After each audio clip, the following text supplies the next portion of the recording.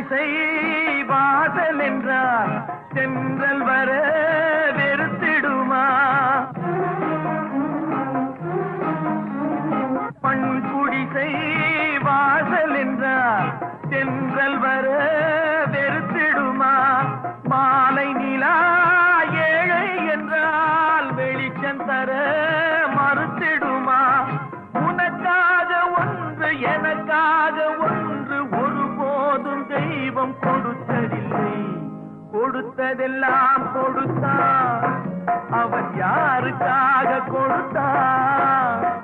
ஒருத்தருக்கா கொடுத்தான் இல்லை.